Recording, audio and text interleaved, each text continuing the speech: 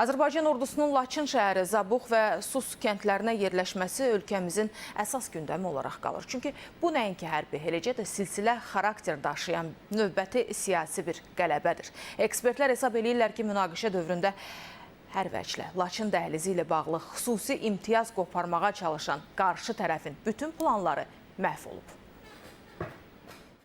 Uzun illər ərzində 30 ilə yaxın aparılan danışıqlarda Laçın rayonunun Azərbaycana qaytarılması, xüsusilə Laçın dəhlizi ilə bağlı olan məsələ həmişə çox önəmli və ayrı bir mövzu kimi müzakirə olunurdu.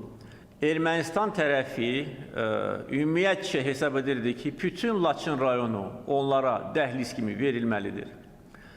Və əfsuslar olsun ki, bəzi qərb dairələri bu mövqeyi dəstəkləyirdi.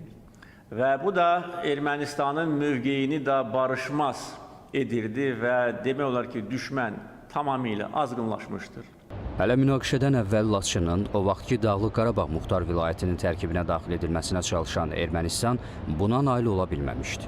Münaqişə dövründə isə Laçın dəhlizi ifadəsi dilindən düşməyən İrəvanın dəmir yumruq zərbəsi ilə bu arzu və istəkləri də puç oldu. Yəni Laçın məsələsində də yeni reallıq yarandı. Artıq Laçın dəhlizi də Minsk qrupu və statusun getdiyi yerdədir. Yeri gəlmişkən o vaxt regiona turist səfərləri edən və hər növ ağla sığmaz təkliflər irəli sürən ATƏT-in Minsk qrupu Laçında hər hansı bir hərbi qüvvənin mövcudluğuna qarşı çıxırdı. Hətta müəyyən dövrlərdə ərazi mübadiləsinə dair ideyalar da səsləndirilirdi.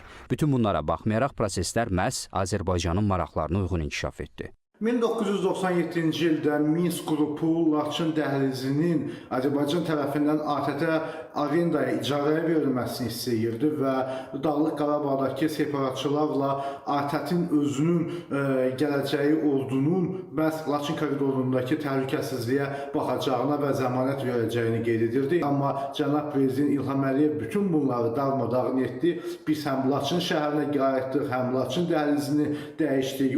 Elə Ermənistanı istər danışıqlarda, istərsə də 10 noyabr bəyanatından sonra Laçın dəhlizi ilə bağlı cürətdəndirən havadarlarının vədi idi.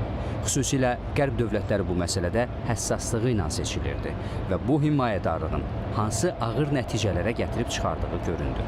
1988-ci ildə Ermənistanda Spitak zəlzələsi baş verəndə, bax Ermənistana məhz həmin o beynəlxalq diaspora, erməni diasporaları ilə humanitar yardım adı altında nə qədər silahlar daşındı. Bax, Ermənistan məhz onda silahlandırıldı və Qarabağdakı separatçılar məhz onda silahlandırılmağa başladı. Bu, həmin beynəlxalq qüvvələrin nəzarəti altında həyata keçirilən bir layihə idi. Azərbaycan da bölgənin geosiyasi strukturuna yaxından bələd olan dövlət kimi hər nüansı nəzərə almışdı.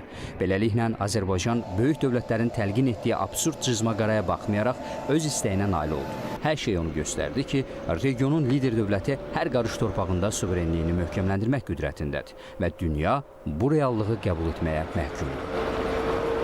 Rüstəm Mikayılzadə, Fərid Ələkbərli, Mümtaz Xəlilzadə, ASTV Xəbər.